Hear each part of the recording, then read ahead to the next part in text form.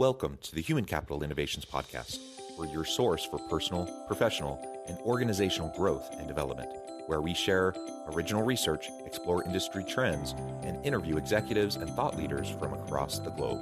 We hope you join us often for practitioner-oriented content around all things related to leadership, HR, talent management, organizational development, and change management. Maximize your personal and organizational potential with Human Capital Innovations Podcast.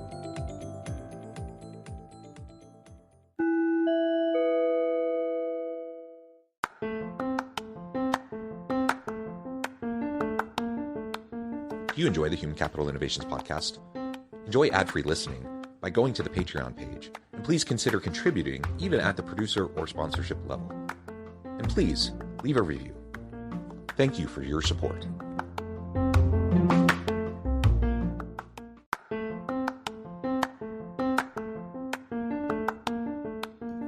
Welcome to the Human Capital Innovations Podcast. In this HCI Podcast episode, I talk with Craig Archibald about his new book, The Actor's Mindset: Acting as a Craft, Discipline, and Business.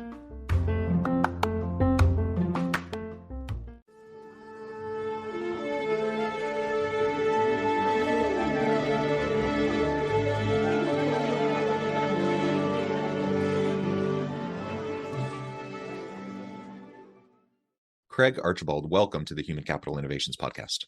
Well, thank you very much. Thanks for having me. It's a pleasure to be with you. You're joining us from LA. I'm south of Salt Lake City in Utah. And today we're going to be talking about lessons from your book, The Actor's Mindset: Acting as a Craft, Discipline, and Business. And I'm super excited to explore this with you. As we get started, I wanted to share Craig's bio with everybody. Craig Archibald is a writer, director, producer, actor, and coach whose professional career began at 15 and includes award-winning film and television productions. The founder of the Archibald Studio, he works with countless actors, including Eric Roberts, Dan Futterman, John Slattery, Kathryn, Erbe, and Constance. A passionate mentor. His powerful strategies for success cross into every field. He's the author of The Actor's Mindset: Acting as a Craft, Discipline, and Business. And you can learn more about him at archibaldstudio.com. Craig, anything else you would like to share with me or my audience by way of your background or personal context before we dive on in further? No, that sounds great. That's who I am. Okay, cool. Well, why don't we start with the origin story behind the book? I always like when I'm talking with an author about how the book came to be. Why this book? Why now? And really, how did it spring into existence? Well, I'd been coaching since 1995, and I was talking to a buddy of mine, maybe in 2010, and he said, "Hey, are you recording this in any way? Are you all the things, the speeches you give your clients, and the wisdom that you have about the industry?" And I was secretly keeping a little book of ideas. And then another friend said, "Hey, why don't you write something? Why don't you write a book on acting?" And the truth is, John, is that when I was coming up as a young actor in New York in the 1980s and 90s, we had to go through a lot of what I like to call the purple nonsense, a purple haze of Hollywood and show business, because there's a lot of hoo-ha around being an artist, like, oh, nobody knows how this works. And the truth is, we had to really learn a lot of lessons about the industry and the business ourselves. And so the real impetus behind the book is to help young artists get through a period of purple haze and get the nonsense out of the way, because it's hard enough to be a successful artist, let alone dealing with all of the, you should do this, no, you should do that, and let alone all of the family that doesn't understand your art. And this, by the way, is a good book for people that are friends and family members of artists, because it really is about how we live our lives and how we go through our days and how we make our lives better by being artists and how we live in the world. And so for people that don't understand the life of an artist, this book is what it's about, including for artists. And that's the impetus, was to give young actors and actresses a sort of a heads up. And there's a lot of great classic acting books out there that have been used to death. They're fantastic and they're great, but they haven't been really modernized. So I did an attempt at modernizing and bringing people up to speed about the truth about the industry and the art form and about what your real job is when you're working. And that's where it came from. Yeah, that's great. Thank you for that background.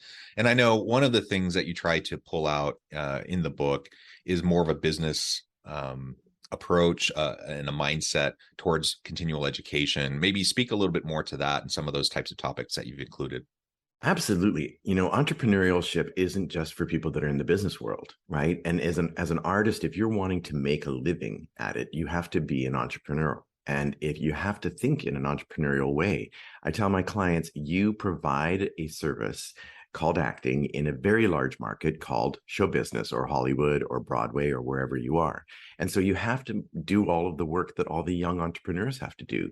First of all, you have to know your industry, which means you have to read every day and keep up to date on everything.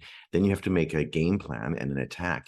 And then you have to work out that attack. You have to have a daily program that you work on a regular basis and work your way into the industry in however way you may be able to. I mean, there are different ways in. You can come in through agents and managers and workshops, or you could create something. You could create your own short film that could go out and win some awards at some film festivals and gain some attention that way. Phoebe Waller-Bridge is famous for her television show Fleabag, and she created that as a play that she took up to the Edinburgh Festival, and then it became a hit up there, and then it was turned into this famous show that earned her Emmy nominations and wins, right? So that creativity on her part changed her life. So there's different ways that we work as entrepreneurs, but having the idea that you are a business person, there's something in our education system that when we go through sort of our lower years in school, that there's a teacher there that's going to hold your hand, and through high school there's also a teacher that's going to teach you the way, and you're basically going to get through high school if you listen to them and they guide you through. And then in college there's mentors and professors, and we come out on the other side feeling out of the college world that, oh, there's going to be somebody that's going to do the job for us and help us through. And the truth is, in the business world, you really have to make it happen yourself. Even if you go into a corporate job, you still have to work within that job and make it happen yourself. So the idea that there's going to be somebody there to help you can sometimes lead the young person or whoever is listening into the mindset of a victim. Right. And the victim mindset is, oh, poor me, it's so hard. And a lot of times in our youth, we get a lot of attention for that mindset. Oh, it's okay, it'll work out. And you get a lot of hugs, a lot of attention from your friends because things are so hard. And I find that completely debilitating for people that are trying to make their own thing happen. So I say that I create champions here. And we create champions by changing our mindset out of the victim mindset into the champion mindset, which means that you make everything make you better, right? You take a negative and you know how to turn it around. If you think about the great champions in the world, like Rafa Nadal, who I'm a big fan of, or Roger Federer, who we just said goodbye to, those guys were awesome and are awesome at taking a negative situation and not letting it knock them down, figuring out how to turn it around and make it work for them. And that is at the core essence of my cornerstone of the work that I do with my clients. And being an entrepreneur means stepping up and saying, no, my agent isn't my dad. My manager isn't my mom. No, those are people that I pay, and therefore they work for me. And who do I want to be as a business owner right out of the box?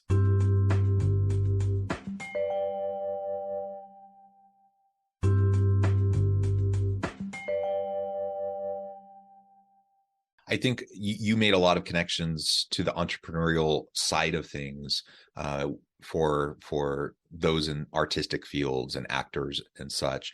And I'm wondering, what do you think are some of the core lessons that come from your book and your life experience that you share through your book for those who aren't artists, they're not actors, but they're leading a team, they're in an organization and some sort of a formal or informal leadership role, trying to, what types of core lessons do you think the average reader needs to glean in order to just be more effective in their own leadership? Well, there's many, to be honest with you. Performance skills, right? How to get someone to be working at their best in their performance skills, both in what they create every day within the company, but also for people that are out there on the floor. If you have salespeople, that is a performance skill. So that's part of what this is. Authenticity and the ability to know who you are and how you are within the situation, and embracing your imperfections so that you can go through them and be your best. A lot of people are very afraid of being wrong and making mistakes. And there's just something about being able to accept yourself as a fallible person that gives you the freedom to trust yourself that you can do it. And so being in people management, right, guiding people through this, like I just said about the victim and champion mindset, that's a good example of talking to your staff about, hey, listen, let's change our mindsets about this. There's a lot of complaining going on. There's a lot of bitterness. There's a lot of questioning going on. There's a lot of victim here. Let's be champions together. Those are just small examples. Creativity, something that we always want our staff to be working and being creative. How to have your staff thinking in creative ways, and to know that they can come to you and that you expect them to come to you with creative ideas. You might not always be able to implement them, but you want to hear what they have to say. A lot of corporate situations is, this is the way we work, and that's the only way we work, and don't tell me anything. I know how this division runs. And unfortunately, that's just asking for trouble. And I've worked for those companies. And when you feel shut down by a company like that, it deadens you inside, as opposed to planting the seeds of inspiration in your staff and encouraging people to bring their best to the table and to be honest about themselves and allow themselves to be vulnerable. The vulnerability is a big thing that people try to ignore, and we all have it every day, and actors in particular have it. But your staff members are going to have vulnerabilities, and when you say, no, you can't have that vulnerability, John, that takes them to a place where they feel locked down. And instead, if they know that in their vulnerabilities, they are allowed to have that. And I'm not saying go back and baby them as a victim. I'm saying, how do we take that vulnerability and turn it into a positive?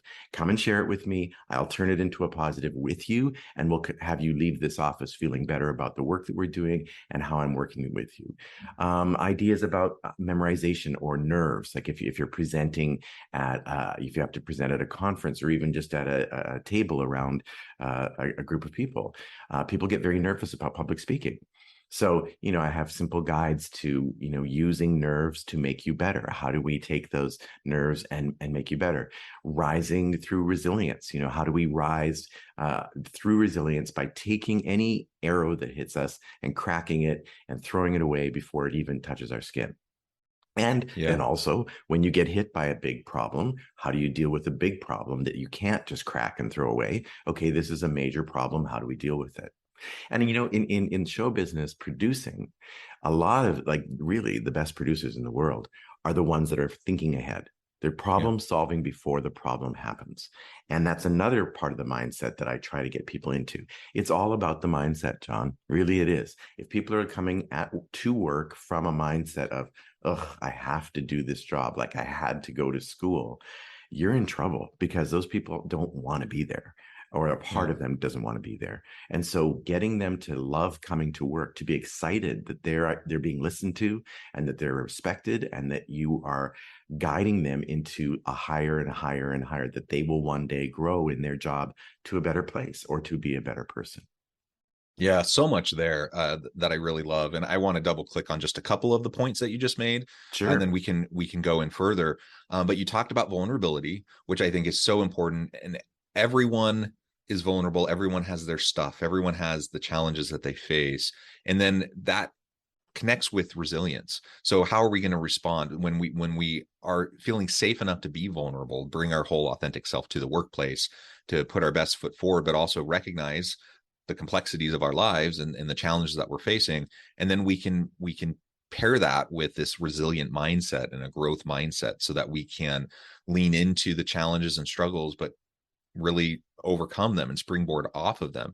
I think one of the best things a leader can do is to create a psychologically safe place where people can feel safe to be vulnerable, where they know that they don't need to be perfect, and that we're going to support them in their development of their resiliency, so that when they have setbacks, they can respond to them in a positive way. We all have setbacks. No person's growth is perfectly upward linear progression. Like, we all have ups and downs and setbacks, and every organization has to go through iterations in terms of how they're innovating and creating products and services to bring to market.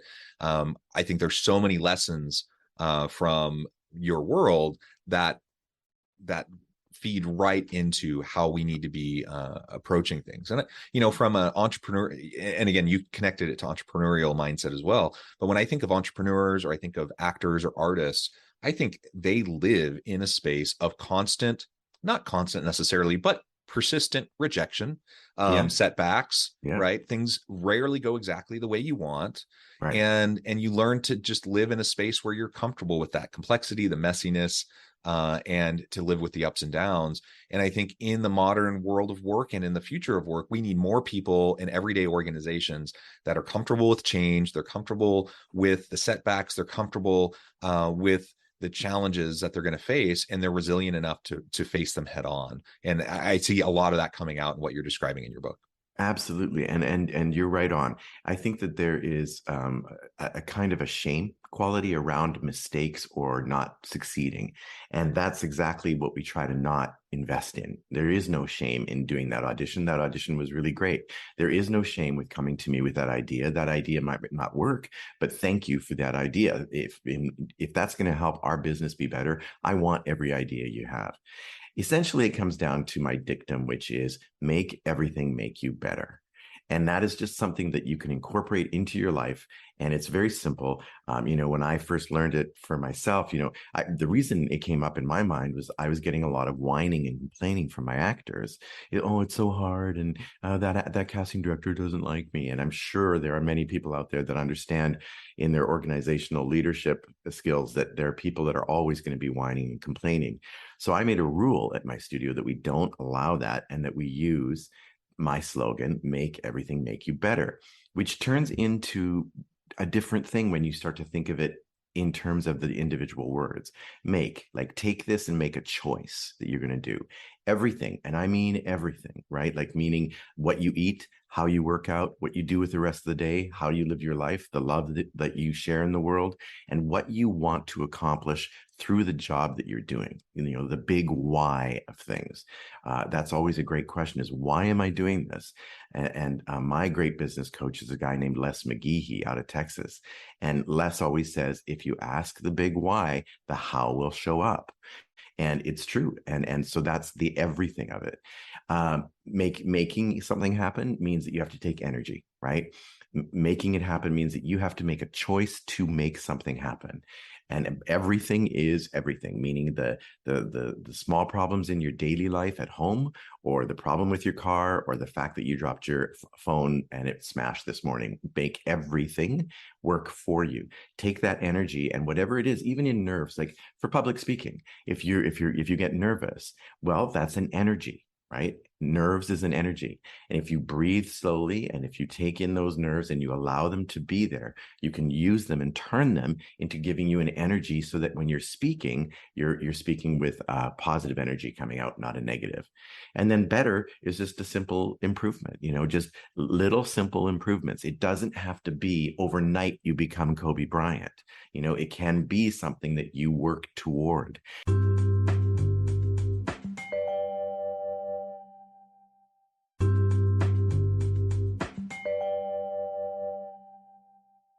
And very often people expect themselves and hold themselves up to this level of professionalism that is almost impossible to live up to. And when you're trying so hard to live up to this idea, sometimes you fail consistently because you've set the bar too high, and therefore you're living in failure all the time. But if you set your increments at a smaller rate and you're consistently succeeding, then you can succeed all the way along, and you're living a successful life as you succeed. And there's a very big difference in someone that's living in a failure life and someone that's living in a success life. Now, my successes might just be really small, but I feel like I'm successful, as opposed to someone that has a big failure where they feel like a big failure. Who has the better energy when they come into the room? Who's going to have a better mindset when they come to the table of ideas, or into a group situation where we want them to be pitching and playful and helpful and making things happen, or just having a great culture within your own company? I mean, creating the culture of a company is a big part of people management. And that idea of allowing people to make everything make you better, just take the negatives and turn them into positives. That's my take on all that. And you've talked a little bit about some of the coaching that you do in your studio, but maybe if you could zoom in on that a little bit, and in our remaining time, limited as it may be, a little bit more about how you approach those coaching relationships, because I think there's some lessons there for how leaders can coach members of their team. Sure. I really feel very strongly that the guru mentality really is not a good one. And so I completely look at my relationship with my clients as sort of a sporting coach, and that we're in it together, that we're working together. Anywhere I've seen the guru mentality tends to be a real negative, because it's enforcing that idea that we talked about earlier about you're young and therefore you have to give your power over to the adult who is the boss, and you don't have any power and you have to listen to me and I will guide you through this, which I think takes away their power. And we want to empower people. So the guru situation is a nightmare, right? If someone is getting their self-worth from being a guru, that's a big mistake, because here's the thing: the guru is also fallible. Right. And if you put someone up on a pedestal, eventually they will disappoint you, because they're human, and everybody's human. Everybody's going to make mistakes. So I always tell my clients, please don't guru me. That's just going to take us nowhere. Please work with me as a partner. And even though I do have all my experience, and I've worked a lot in the industry, I have a lot of connections, I am a little bit more in the industry than you are. Let's be equals and work together like a sporting coach does. I'm going to look at your skill set. I'm going to see where you're strong, and I'm going to see where you're weak. And I'm going to tell you, you know what, if you raise your elbow that little bit, the basketball is going to go in that much easier. So little small guidelines that I can give them. That's the way I treat my clients. Yeah, I think that's a much healthier approach. It's more of a coaching and mentoring approach rather than the expert coming in telling you how to do things, how to fix things. Most people don't respond well to that, even if they're seeking expertise. They just don't respond well to that, and it's not a particularly sustainable way to approach it, and it's not fostering that resilience in that person, because they don't find the strength and power within themselves to overcome challenges. They're constantly looking to some external, person or power to do that for them. And so, yeah, let's foster that within ourselves. Let's help our team members foster that within themselves. Exactly. And it's crazy how prevalent it is, how many people want to be a guru or be looked up to in that way. And I find it impossible to carry that weight as the guru. I just hate it, because then I'm constantly watching myself to make sure I don't make a mistake, but I'm human. I'm going to make a mistake. So if you are in a leadership position, let go of that need to be the perfect boss. Yeah. Let go of that need to be perfect, because you're not, and you're going to make mistakes, and you have to be able to say, oops, I made a mistake. And if you as the leader are able to own your own mistakes, then the people underneath you will have the same strength to be able to say, I'm sorry, I made a mistake, and here's how we can fix it. Because we all know it's those little mistakes that get swept under the rug that eventually come back to be a bigger problem, because no one addressed it early, right? And so if you address a problem quickly and early, it's taken care of, and we're moving on. There's no blame, there's understanding, and don't let it happen again. Yeah. Perfect. Craig, this has been a really great conversation. I do note the time. I need to let you go here in just a minute, but before we wrap up, I wanted to give you a moment to share with the audience how they can connect with you, find out more about your work, where they can find your book, and then give us the final word on the topic for today. Great. Well, my book is available at any place you can get a good book, like Barnes and Nobles or on Amazon. The name of the book is The Actor's Mindset.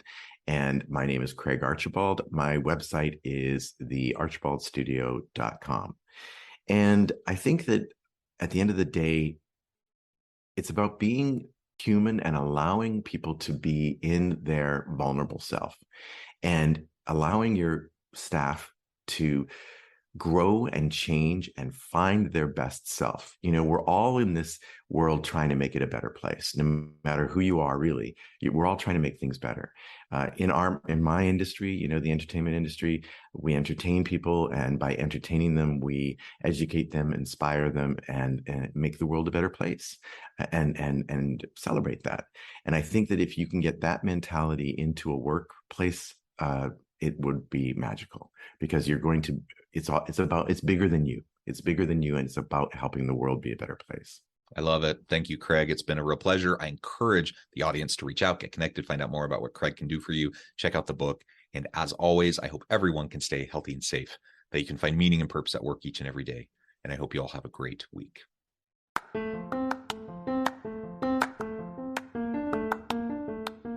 you enjoy the Human Capital Innovations podcast? Enjoy ad-free listening by going to the Patreon page, and please consider contributing even at the producer or sponsorship level. And please leave a review. Thank you for your support.